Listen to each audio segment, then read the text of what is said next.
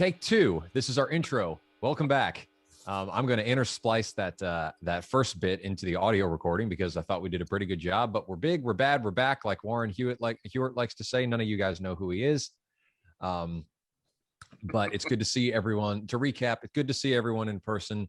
We'll have a live event here sooner rather than later. We're just not sure. Lots of personal things going on. And if this is the only video that goes up, my segues have no longer been ruined. So that's great. So we're going to start by saying we scheduled this time. So it feels like we're not like rushing to get this done. So we can ease into things. I'm starting to sound like a late night radio DJ. But let's go around. This is Three Priests Walk in a Bar. What have we taken from the bar today? Who's got what now? Well, I've got Sweet Baby Nick's favorite. It's a Devil's Backbone 8-point IPA that's disappearing into the camera. But to make things a little smoother, I also have a Bold Rock hard cider. That's better. Yeah, there's the running gag among us that I'm like the only one here that just does not like IPAs. I can't get behind them. They taste so bad. And if that's their charm, why are you doing this to yourselves? I've heard people describe them either as citrusy delicious or a can of cat piss. It's like citrusy cat piss. Yeah, it's citrusy delicious. Lou, do you have an IPA with you today? No, I do not. I brought a different beer. Let's see if we can. Yeah, hold it in front of yourself and we'll see it. Yeah, well, it's. I want to try to get the label is all. Can you see that at all? Non-alcoholic. Yes, dark amber. It's a fake beer for a fake topic. Which I'm not going to steal your segue there, Sweet Baby Nick. Mm-hmm. But it's called Hellraiser Dark Amber. And it's a relatively decent beer. That's not really beer. and anyway, it's a non-alcoholic, and that's a good thing because I have another meeting after we're done here. All right, we'll let it pass. Father Nick, what's the is that a stout, a porter, dark ale? What you got? Yeah, this was actually my anniversary gift from my wife, and it's our anniversary was May 27th, and so I've been saving one of these until now so I could have it on this show, but it's Brothers Craft Brewing Company's Daylight Cravings, a maple bacon breakfast stout. Maple Yummy. bacon. Oh yeah, maple breakfast stout. Sounds good. And it's Can you taste it? I think he's asking. I think he said, "Can you taste the maple and bacon?" Yeah, I mean, you get a little bit of that flavor in there. Is it like not overpowering, like but it's salty there. from the bacon in there? Yeah, there's kind of a sweet salty together. Interesting. I'm gonna have to yeah. try that. Where's that from? Brothers Craft Brewing Company, and I think she picked it up at the Caboose in Ashland. Oh, okay. So Brothers Craft Brewing is located in Harrisonburg, Virginia. I'll have to check that out. And it's 10.5%. Oof, nice. I do not have another meeting after this. Well, I have to immediately leave from this and drive to the west end of Richmond. So I'm not drinking beer. I'm drinking Richmond's finest Dr. Pepper ripoff. It's just a Dr. K can. I needed something. Needed a caffeine jolt. Oh. That's so, but I will have something in our honor here soon. I actually, let's see. Well, I had something this past weekend. It was like a cinnamon style milk stout. I can't remember what it was called, but it was from a brewery in the Virginia Center Commons, Glen Allen area of Richmond. Cannot remember what it was called. I'll look it up when one of y'all is talking, and then I won't be listening. I'll just look up the beer name and get back to you with that. Really, really good. And then another one called it's like a melon goso. It's called a melon dramatic. That was fun. Had a nice I had that. Yeah, had a nice watermelon flavor to it. Okay, cool. Well, good to see we've all got a little something going on here.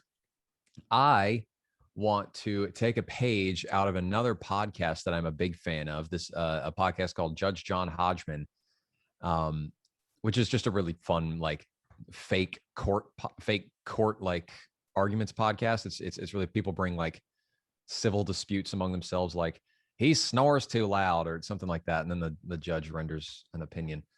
But at the beginning of every episode, he presents what he calls an obscure cultural reference. And I think I'm okay to say that because I don't think you can copyright a bit on a podcast. So I would like to present a slightly less obscure cultural reference in relation to our topic today, which we will then segue in. Anybody who gets the reference gets 10 points towards their case. But much like whose line is it anyway, the points don't matter. So, and I'm going to change two of you out of being disqualified for having no alcohol in your beverage. Maybe. All right. So I guess it's just between you and Nick. So I'm changing a couple of these words to fit the topic. So if any of you can guess where this is from, there's two possible places you could say it's from. I'll take either one. All right, here we go. This is the semi-obscure cultural reference. Up the lunar mountain, down the Martian glen, we daren't go exploring for fear of little green men. There's your reference. Can anyone guess what I might be referring to? It's definitely something you all would have encountered. Not ringing a bell. Not ringing a bell? Nope. No?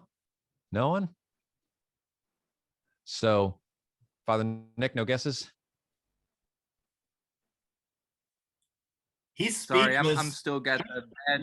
I've still got the bad internet connection, so you're kind of coming in and out for me. So I think I'm disqualified from the game just by all right. Well, by virtue of being the only qualifying contendant, Father Adam wins.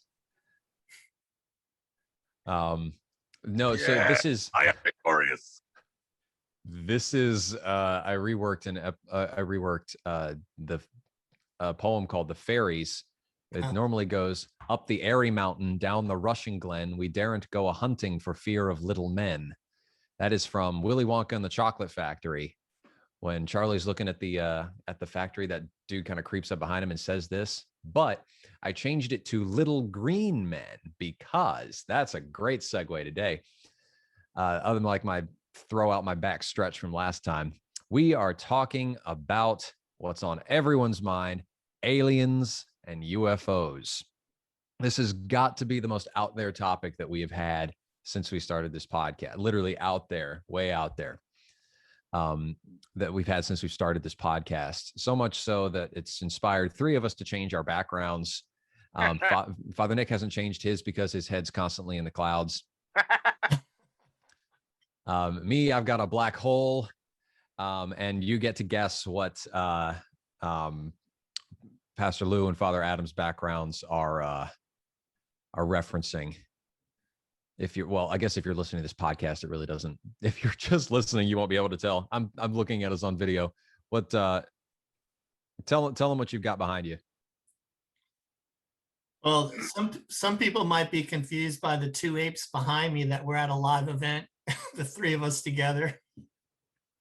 But it's 2001: A Space Odyssey. It's the start of the movie with that monolith that they have.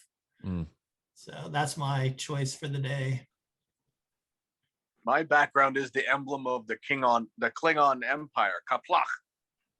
because he spreads chaos wherever he goes.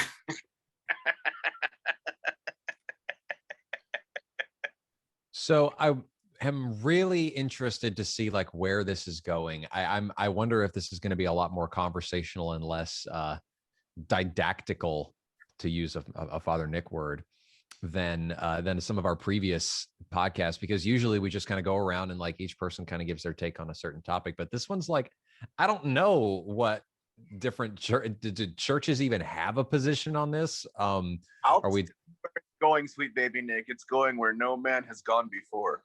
Oh boy. Boldly Where no man has gone before. But what's interesting is what kind of brings this topic up. I mean, if you've been watching the news recently, the Pentagon keeps releasing and confirming these videos of UFOs, which it's still leaps and bounds to get from UFO to aliens, but it's getting everybody talking about it. And in relation to that, I saw a meme come across my feed of people saying like, haha, aliens exist. What does that do for your faith? And like some Christians freaking out and saying like, I don't know what to do. But then there's like the Orthodox stand up and go, it's always been the teaching that these are demons. Grab your ropes and your pitchforks and we're going to take them out. So I don't know. Wrong. They're wrong. So I don't know if that's the official position of the Orthodox Church towards aliens, whether you would grab your plasma cannons and shoot them out of the sky just on sight. Father Adam, you said that's basically more, your tradition would say it's mostly more of a distraction, right? Right. Orthodoxy would respond with the whole alien abduction thing, or just alien species in general, like for extraterrestrial, outside of Earth, as being basically demonic, if nothing else distracting, and all distraction is demonic, but more nefarious than that. I mean, these would be considered actively demonic. Although the subject has always interested me as a curiosity on a personal level. I mean, I love sci-fi. I'm a Star Trek nerd par excellence. And and all kinds of genres like that in popular culture, especially in the last, century and current century, whatever. But the split between myth and truth is, myth is great. You can go anywhere with a story. You can go anywhere with an idea, literary or cinematographically, or what have you. And that's the stuff that of the grinding of the gears of many men's heads, and it's very entertaining. I quite like it.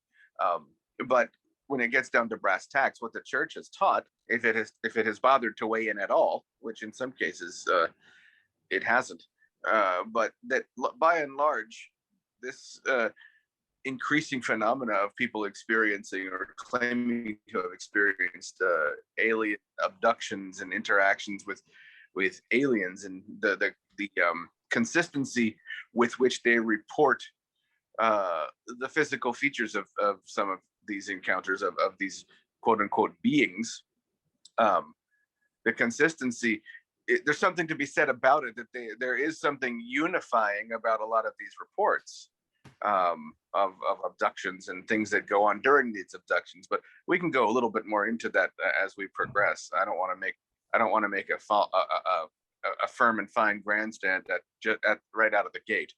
But yes, the short answer, if I've ever given one, which we all know I have not, and to be fair, neither has Father Nick. By and large, the church would consider this to be the stuff of Satan, the stuff of demons. Interesting. So, because I'm not, it's just interesting to hear any sort of an official opinion from the church weighing in on this. So, well, I mean, I can tell you, if there were aliens and they decided to pay us a visit, the Orthodox would be the first to baptize them. That actually sounds very similar to something that I heard, of all people, Billy Graham talking about. I think Billy Graham conceded the possibility of like aliens existing, and his response to that was like, all right, I guess we got to give them the gospel. I'm like, that's a And he's very right. interesting. He's 100% right. Like, all right, that's interesting. Well, do how do I even transition to the different traditions? There's nothing really I can pick on with you guys for this. I don't know. I mean, who wants to pick it up? Does anyone have any strong opinions? I'm just shocked that Father Nick isn't really diving in, because he's the one that thought of this. But you know, hey, I'm all in favor of this topic if it makes Father Nick be quiet for a minute and listen. You know, just with Father Adam's response, and apparently based on the meme that was found, that, you know, there's others that feel that it's that it would have to be evil. I'm not sure. I suppose if it distracts us from God, then yes, there's a risk to it having, you know, sin attached to it. But the idea, the concept that science, that there could be other life, intelligent or not, doesn't really necessarily infer there has to be it has to be evil. Although, you know, someone like Stephen Hawking suggested that if there is intelligent life out there and they were to discover us and they were advanced before us, we shouldn't assume they're friendly. That he argued that, you know, there'd be a good chance that we could end up being in big trouble. So in that sense, maybe they would be demonic as far as we're concerned. But, you know, nothing says with all these sightings that it actually is aliens among us or things like that. That the most recent article I read in preparation for today, that was just on CNN or something like that, was just, you know, that NASA and other organizations are trying to, because these things come up so often with, you know, particularly with the military, which would be considered a better witness to such events, that was trustworthy at some level, that they want to investigate it further. They think that based on some of the things that are encountered, that it's not necessarily just illusions, visual issues, that based on some of the data and other things collected at the time, that it's maybe something else, whether it's a natural phenomenon or maybe a man-made phenomenon that we're not aware of. And that might surprise some folks, but it doesn't really for me, even though I was in very, very, very low level intelligence in the Army. And there's a whole bunch of jokes that can come out of that. I was about to say, don't degrade yourself so much. Right? But in the intelligence branches, you know, the thing you learn very quickly is that a lot of things that are public fact and truth aren't necessarily the fullness of truth, nor even correct. You see that again and again. And with one person I know who worked among some things as an engineer, he said, you know, there's things that would really shock you that's available, that's out there, that they're working on. And to be honest, he said, you probably don't want to know, because it's, you know, we're dealing with nations and powers that are contemplating, you know, next level of warfare, really, that's driving a lot of our technology in the world. And so I think there is a possibility that some of these sightings, not all of them, could be people testing equipment, you know, that we don't know of. And that, you know, China's really ramping up their Navy and other things. There's drones. There was a drone that with AI ended up attacking something on its own. You may have heard the UN reported that recently. I saw something about that. Yeah. Yeah, you have in Southwest United States, the Border Patrol helicopter was trying to track down a drone, and it was more advanced than any they've run into at this time period. And whether it's a foreign nation or a cartel that financed that drone, there's a lot of people developing technology that we don't necessarily know about. And so I'm not worried about it. I'm not losing sleep over it, but I think it's reasonable that the government's trying to investigate further. And and figure some things out. At the same time, and I won't monopolize things right now, we'll see if Father Nick has anything to say. There is theology discussing this. It's called exotheology, and there's some, not an official stance of the Lutheran Church, but there are some statements that reflect, how we would conceive of and deal with such beings if we were to encounter them. It is interesting. There's a Father Nick and I have briefly exchanged about this in the past. There's a great podcast out there called Lore that a guy named Aaron Mankey puts out, and he one of the things you find through looking at folklore in different countries is that where there is a lack of information, people will tend to fill in information with whatever they have.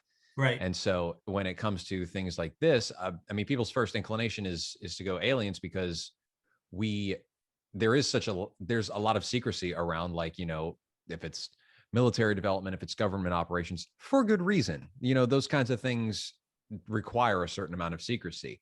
But it's just, and it tends to be human nature at that point, just to say, we have a category in our culture to account for this, and it's called aliens. And just one of those things to be aware of, I think. I mean, that goes, that can go to so many different parts of life, as involves like conspiracy theories, aliens, government, all those kind of things. Like, just be wary of filling in the gaps with information that you're not like sure about. That, like, where did you get that information, or like where to fill it in? Like, is that really where the information leads, or are you kind of reading in between the lines? Yeah, that's a whole interesting discussion. Highly recommend that podcast. It's really good. Well, Father Nick, there's also the people that I'm sure some of y'all have run into as in pastoring. I ran into him as a pastor, also as a police officer. People that are not the healthiest mentally or otherwise, that believe they've encountered something too. So you can't. It's not always reasonable people that are suggesting they see things. there are a few instances, though. Oh yeah, that's why I was trying to limit it. I'm just saying there's some folks that I know they had some mental illness issues, and part of what they exhibited, what they presented, was interactions with alien beings. Well, you do typically find them in fairly isolated instances, like even the more legitimate ones. You find them like very isolated, and even some of the more popular ones ended up being recanted towards, after a few decades. So it's interesting, how it all kind of ties in together. I've been thinking up a follow-up question to kind of go around, because we're getting onto the third person, and we haven't even been going for like a half hour. So we got more time to kill. Father Nick, what's Don't say that before you go to Nick. Come on. Never mind. Keep it. We got another round to go. We're about to enter the black hole of time. despair. So, and it's interesting that you mentioned lore, because Aaron Mankey, I'm a big fan of lore, and Aaron Mankey has expanded to produce or help produce several other podcasts that he's not directly involved in the creation of the content or the delivery. And, he's got this whole company now, Grim and Mild. And some of those are hit and miss, those other podcasts. But the one that I've really enjoyed that has come out of that is another podcast called Strange Arrivals. And it's in its second season now. And the first season, in each season, and I forget the podcaster's name, but the podcaster looks into a particular alien encounter, abduction kind of scenario. One of, particularly looking at the most kind of persistent and popular ones, the ones that are kind of lifted up as the most realistic and hardest to explain. And so the first season, he goes through the experience of Betty and Barney Hill in the 60s, which really kind of set the tone for a lot of the other alien encounter, alien abduction stories that would come after it. And not to give anything away, but by the end of the first season, you really get a sense of how this, you know, was not a real encounter, of course, but you get to see how the lore or the folklore kind of builds up, how the story kind of builds into something that even within Betty and Barney Hill's lifetime and their own kind of recounting of the story, it grows and it grows, and you can kind of see that, how that feeds into popular culture, until it kind of reaches its peak in the 1990s with shows like X-Files and Dark Skies and that kind of stuff. And now seems to be reaching another peak right now. I love those shows. I enjoy those shows. Yeah. Oh, I do too. I think they're great. So I think, you know, I'm with Pastor Lou on, you know, I'm not convinced that these videos that are kind of being leaked out and that are being discussed in the media right now are, you know, extraterrestrials. I just that seems like too much of a leap logically, and there's all sorts of things that don't make sense if that's the case. I mean, our current understanding of physics just doesn't make it possible for the kind of travel it would take from one star system to another. I mean, that it's just not something that's you know, and obviously, you know, who knows about whether or not our understanding of physics is right on as we think it is. But right now, at least, it just doesn't make a whole lot of sense. Or, you know, why didn't if these are extraterrestrial craft, you know, why didn't we pick them up and you know, I mean, our surrounding Earth now is you know, a litter of debris and satellites that we've sent up since the 1960s, and or I guess maybe even a little bit before. So, you know, we've been watching the skies for a while now, and we haven't seen anything come down or come close, besides you know, things like meteors and that kind of thing. So anyway, it just seems unlikely.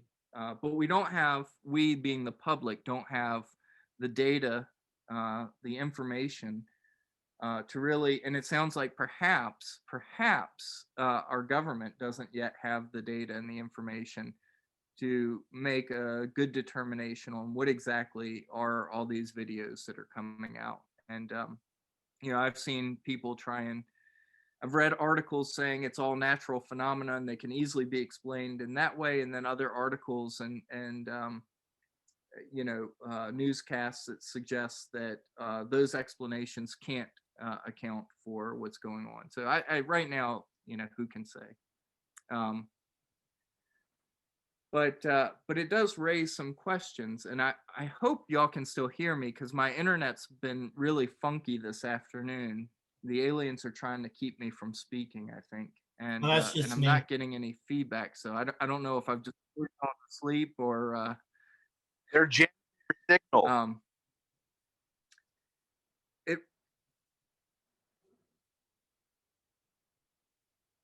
Yeah. So I don't even know what Father Adam's saying, or Nick. I can't hear y'all. I'm sorry. We can hear you just fine. Great. Okay. I'm just gonna keep talking. And, yeah, that's right. And pretend like y'all are listening. Okay. So I think it raises some interesting questions, which is why I suggested we just go ahead and talk about this right now. I think it raises interesting questions, which we've already kind of touched on a little bit about, you know, what is the church's response, or what would the church's response be? The Episcopal Church, Anglicanism in general, tends to refuse to take stands on important issues, much less, you know, kind of issues off the cuff. You know, stuff that's out in left field, like aliens. So we have no official position as far as I'm aware of. but it raises theological issues. So the question of baptism. If we came in contact with alien life, would we baptize? And Father Adams said the Orthodox would be the first to do it. But I think there are important questions about that that we have to face in terms. I didn't catch a word of that. Yeah, my Father internet's Adam, spotty. I'm sorry. I just said the Episcopal Church would be the first to ordain them. Yeah, maybe. That's funny. I'll give you that one. That one's funny.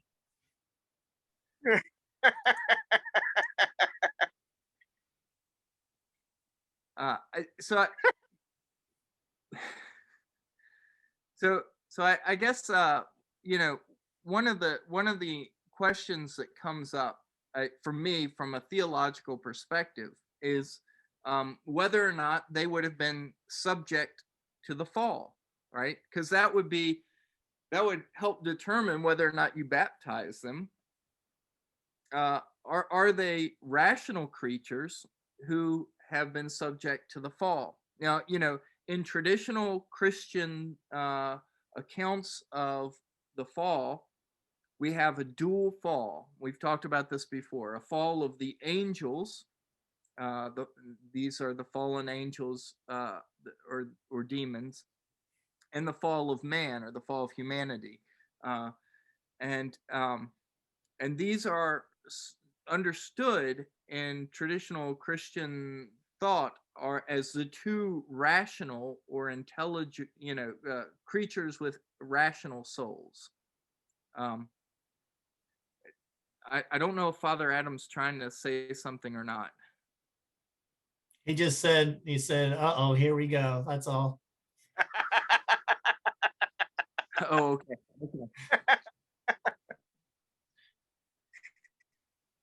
I'm feeling this is a lot like this is a lot like speaking over satellite.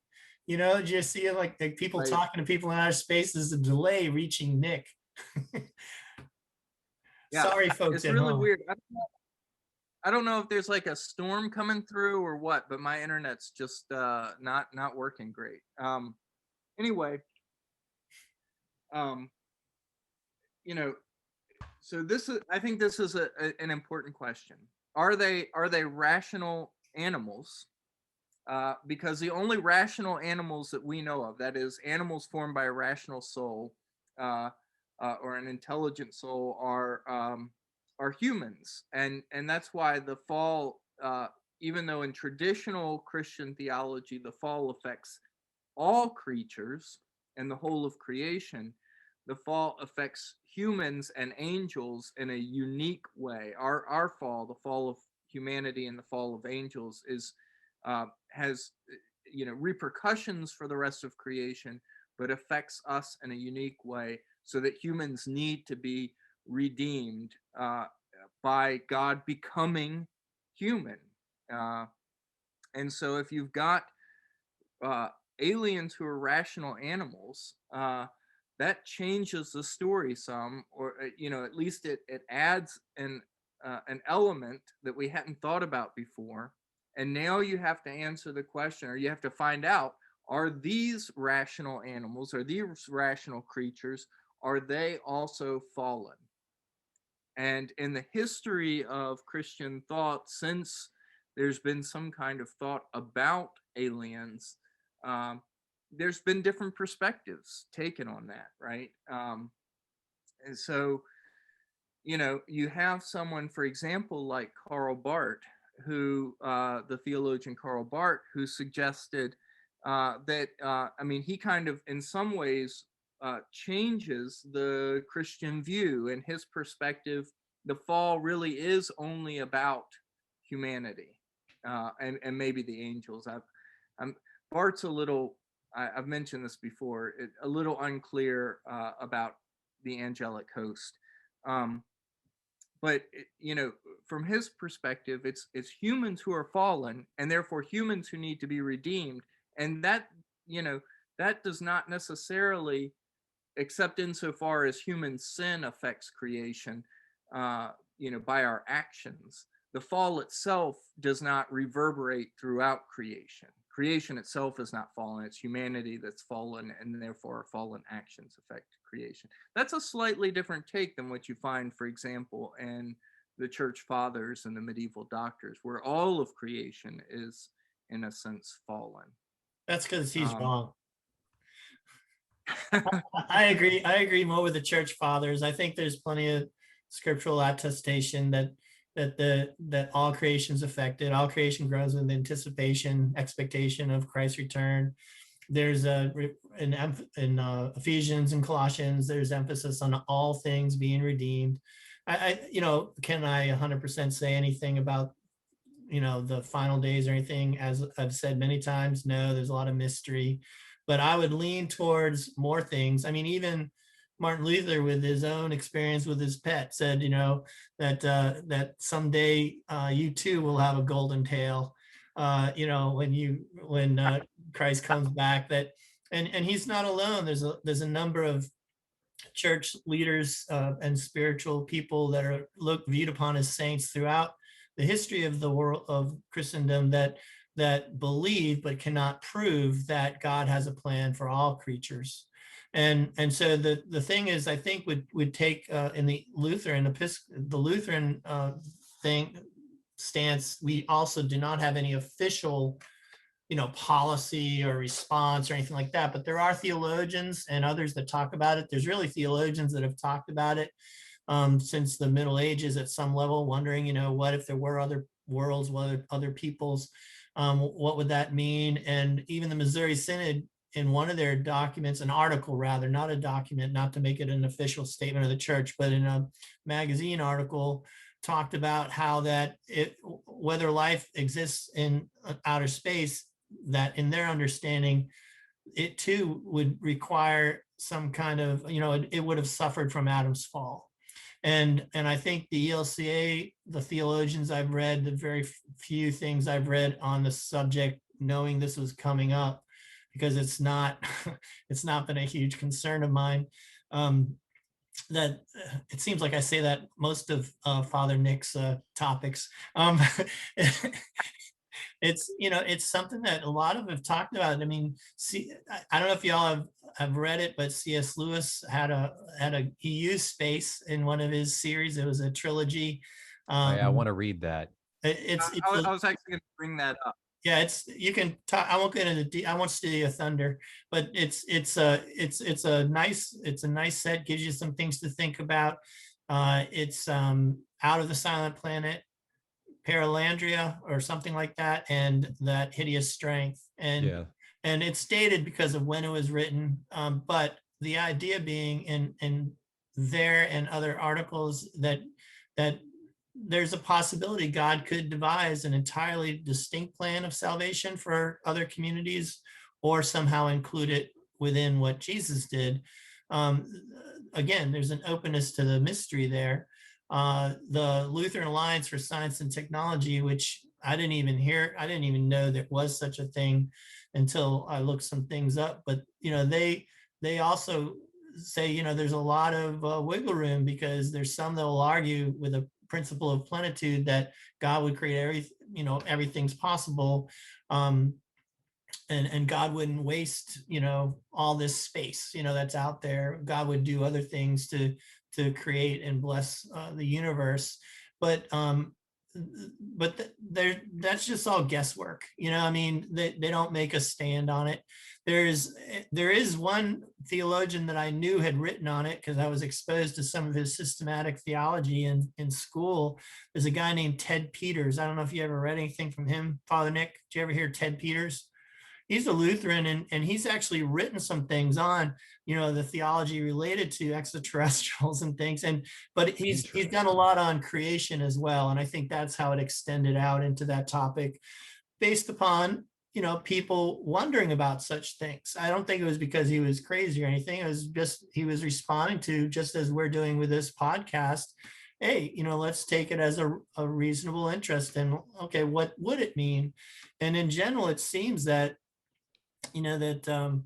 if there was to be a Lutheran stance, that it would be more like, Father Adam was joking about how the Orthodox would be first to baptize them. I think there's an element of understanding, including in an Ask a Scientist series from the ELCA on this topic, that the church would likely have a new missionary task at some level, that perhaps the fall was universal at some level. And so, it is a theological question from our perspective, that's worthy of discussing. But, at this point in time, I don't think there's a lot to argue that necessarily exists. And that's where it can fall into be a distraction, when we start to make what we don't understand into gods. Did you guys ever see that movie where this family went in this bomb shelter thinking that the war was going to start, and it ended up that it was just a military jet or something that crashed in their yard, and they waited like 30 years to come out. And it's a comedy. I can't remember the name of it. And Black Past or something. Yeah, something like that. Brent Fraser was in it. Yeah, and when he comes out, there's a porn store that was built on top of an abandoned porn store or something that was built on top of their home, and he crawls out, and the guy that's in there on drugs and everything, kind of, there's a little group of people there. They all assume that he's some divine creature coming out from the ground, to meet them. We have a tendency for that kind of, mystifying, making sacred things that we don't understand. And in that sense, I'd agree with the Orthodox. It can be a distraction. We have to watch out for it. Well, it's important to I guess, latch on to what I had said before. While it seems that there's a decent consensus among many Orthodox, both lay folks who have half a brain and theologians who have maybe a little bit less of a brain. There seems to be a consensus that like I said, it's the stuff of demonic stuff, or influence, or distraction. But there really is no stated or official Orthodox dogmatic weighing in on the possibility of extraterrestrial life, aliens and whatnot. But with the mind of the church, you can approach the subject with and arrive at a pretty conclusive understanding of how the church would understand that. In the one case that's very important, I think, to really discuss is, like, with the subject matter of aliens, like how that intersects, and it kind of touches on what Father Nick said about how that intersects with incarnational theology. If there was an alien species, let's imagine that suddenly we encountered, if there is an alien species, then are they made in his image? And if they're not made in his image, are they saved? Because they're created in his image. We're created in his image and meant to acquire his likeness. Are they, in fact, also created in his image, and are they intended to acquire his likeness, or are they simply the detritus of matter and creation that perhaps isn't saved? Is your dog going to heaven? That's not an incarnational aspect of God, of Jesus Christ. He didn't become a dog; he became man. He brought humanity to the right hand of God through the ascension. So, if they're not made in his image, why are they made? Again, this is all speculative. Why are they made? Because clearly everything is made for a purpose. But if an alien species, a figurative alien species, is not made in his image, then it seems like there would be no purpose to their existence. And so that becomes problematic. Also, one thing, just in a kind of a from a scientific, and I'm no scientist, but these things are always very interesting to me. From a scientific perspective, from a just curiosity perspective, the possibility of life existing such as it does on Earth, in the, I mean, down to the infinitesimal minutiae of what it would require for life to happen, just exactly where the Earth is located, the distance from the sun, the conditions that sustain life in the cosmos that are created obviously by God, like all the infinitesimal like details that it is so unlikely for life to exist even here. The fact that it exists in abundance notwithstanding, in what we know about the cosmos and what we know about if we were to live on Mars, obviously we couldn't live there now. If we were to live farther away from Earth, it would be too cold. Every geothermic spatial whatever that's happening to sustain life and for life to exist. Even the phases of the moon, we interact with that as beings who live on the Earth. I mean, the moon affects everybody's existence, not just the tides, but also even humans' physiological existence. Some of that has interaction with lunar cycles. Not getting all new agey or all that nonsense, but there is something to be said about like the very perfect storm, so to speak, for life to exist such as it does. So could God have done it somewhere else? Absolutely. There's no question. That's clear. He is omnipotent. He can do anything he wants. But did he? According to our understanding of Scripture and his revelation to mankind, I would say my conclusion would be, and that would be the same conclusion of many others in the Orthodox Church, that no, he did not. I am relatively confident in saying there is not intelligent life such as we know it outside of Earth. Or on this podcast. Or on this podcast. But Scripture would attest to that and to the fact that there's no intelligence on this podcast. Well, I wanna interject here real quick with something that kind of comes to mind. More on a practical level, because if it's not obvious, we are off the edge of the map in speculation when it comes to aliens. Right. There is very, very little consensus and very little information to go on to form a theological opinion. However, something that came up earlier that I think could be just, as we're, getting on the back end of the podcast, as I was thinking about like the reports, I guess, of like interactions, abductions, things like that, the different testimonials you get, it strikes me how well you can contrast, not compare, but contrast those with something like the testimonials of the apostles, or the first witnesses to the empty tomb and the risen Christ, how those witnesses and testimonies differentiate from witnesses to aliens, because it's very easy, I think, for someone who isn't familiar with the literature to say like, oh, why do you believe one eyewitness testimony as opposed to another? So that is a very interesting area of reading and research. I don't know if you anyone might want to speak to that. I saw Father Nixon looked like he perked up when I mentioned that.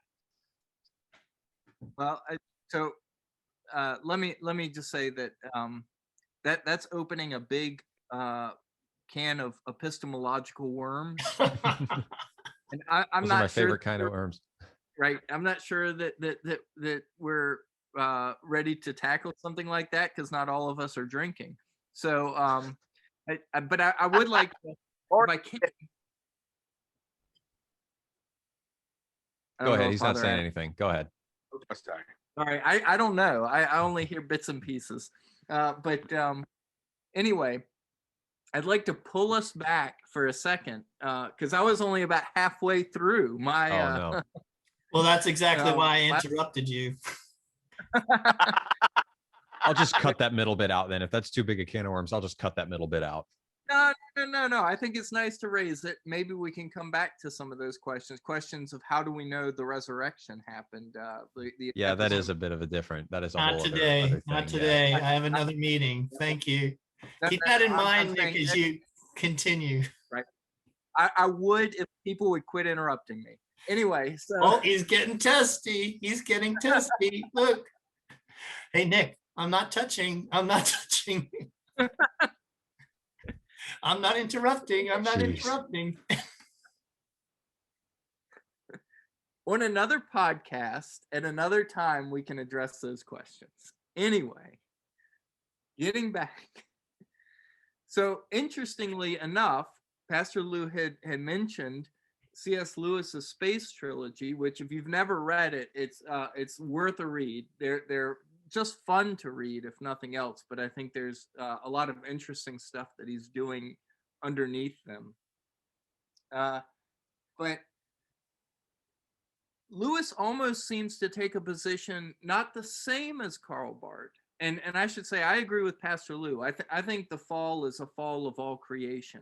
And that is why, for example, as Lou pointed out, the reconciliation and restoration of creation, the new creation, might well include your pet dog, even though your pet dog is not a rational soul, isn't formed by a rational soul in the way that human beings are, because it's a restoration of all creation. But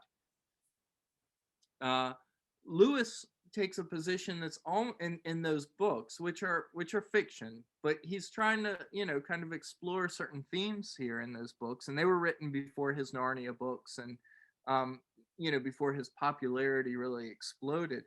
And in those books, the first one's called Out of the Silent Planet, precisely because he suggests that it's Earth and only Earth that is fallen, and therefore under the dominion of he doesn't say Satan, but Satan, right? And therefore the other angels, each planet is assigned an angel. The other angels of the other planets have all quarantined Earth, so that none of the creatures from their planets come to Earth, and Earth is not allowed to reach out to those other planets. Earth is quarantined. It is the silent planet. So whereas there's angelic communication between the other planets, Earth remains silent because it's under the dominion of Satan, of the fallen angel. And nevertheless, through human ingenuity, some folks are able to get off that planet in the first book and make it to Mars. And what's interesting is in the first book, the creatures of Mars are rational creatures, but they look nothing like humans. They don't have any kind of recognizably human characteristics on Mars, or as it's called in that book, Malacandra. And that civilization is coming to an end. And those species are in that book, and they know it, and they're preparing for it because they're not fallen. They're not worried about it. Their civilizations, their time in the universe is coming to an end, and they're preparing for that. In the second book, Paralandra, which takes place on Venus, that civilization, the creatures there have just been brought into existence relatively recently. They've just come into existence. And the rational creatures on Paralandra, or on Venus, resemble human beings. And the reason why they resemble human beings, you're told in that book, is because, or the main character, Dr. Ransom, is told in that book, because after the incarnation, after Christ, all intelligent life in the universe will reflect the image and likeness of the incarnate God. In other words, we'll have a human appearance, a human-like appearance from there on. Now, I think all of this is supremely interesting and a wonderful way of kind of exploring some of these both theological themes and then also putting them in interaction with science fiction and speculation. Obviously, his picture there, which is fictional, is not the case, right? I mean, we've been to these, we've got robots, we've got drones, all on Mars right now, and we've taken photographs of Venus and that kind of thing. But I think there is this question of that remains: what if there are aliens? And I don't think there necessarily need to be, as Father Adam was pointing out. A lot of discussion of the fine tuning, as it's called, the fine tuning of the universe, suggests that the universe has to be the way it is just for life on Earth to have emerged, and particularly intelligent life to have emerged. I know the scientific objections to some of that also, and I'm not interested in getting into that, but I think that at least suggests that it's a possibility that you have this, as the prayer book says in one of its prayers that we've talked about before, the vast expanse of interstellar space might just be what's needed to sustain, rational life on Earth. So there doesn't need to be, but I won't say that there isn't, and there could well be rational or intelligent creatures in the universe that we may never have any interaction with. I mean, there's a great comic strip from Bill Watterson, the Calvin and Hobbes comic strip, where Calvin says to Hobbes, the surest sign of intelligent life in the universe is that they've never visited us here. And so I think, that may well be the case. There may be intelligent life elsewhere in the universe. And there may even be, in some sense, some way of interacting with it, at least in terms of, the SETI program, the Search for Extraterrestrial Life. This program has sent out, radio broadcasts into space with the express purpose of kind of announcing our existence. And there may well be other civilizations, if they're out there, who've done the same. And so maybe we won't actually interact with them, but we'll find evidence in that way at some point in time. But all of these theological questions will then need to be addressed. The questions of what does rational or intelligent creatures other than human beings look like? What is the image and likeness of God and the image in which humans are made? Is that just a reference to our rationality, the fact that we alone are these rational creatures? In which case, it doesn't matter what aliens look like. They could be made in the image of God just by virtue of being rational creatures. Intelligent creatures. All of these are questions that we just can't answer right now, but I think it is worthwhile to speculate some, because it helps us better think about what is human nature, and what does it mean to be human? What does it mean to be made in the image of God? And what does it mean for Christ's death, life, death, and resurrection to be saving, not just for humanity, redemptive, not just for humanity, but for the salvation, the redemption of all of creation? All of these, I think, are worthwhile questions. One way we can begin to think about them is by thinking about, what if there is intelligent life elsewhere in the universe? Or what would happen if some of the more intelligent creatures on this earth, who are not yet rational in the sense we are, that is linguistically rational, what if at some point in, who knows, the future, they evolve to be so? And then there would be again, we would have this question of their relationship to the image of God and to the incarnation and the questions of salvation that go along with it. I don't have the answers. I just think it's important to raise the questions. Well, as there's a great quote I'm reminded of that there seems to be no sign of intelligent life anywhere.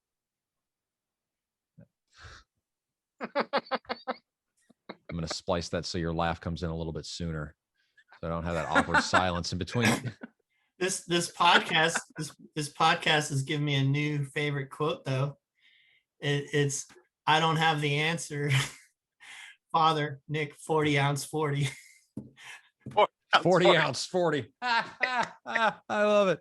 But the fact that he doesn't have the answer, that's a good one. We all know that, Father Nick. Thanks for confessing. With regard, though, to the abduction thing that we mentioned, this is only very brief. There is a quote I believe him. Yeah.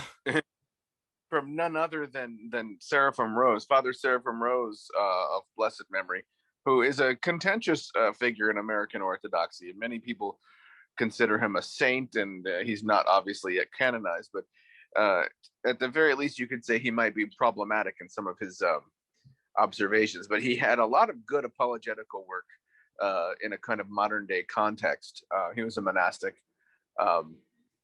and he has it's not fair to use the word, but for lack of a better word, a cult following, but yet not culty, but sort of. And increasingly among young men these days, he has a great following. And a lot of times when you have a proselyte who comes to you interested in Orthodoxy, I've been reading Seraphim Rose, and my response to that is stop it and go read the lives of the saints. But anyway, he has a lot of good information, especially his defense of Genesis and stuff. And that's subject for other time. But with regard to like the alien abductions and other such, well, what I would call nonsense.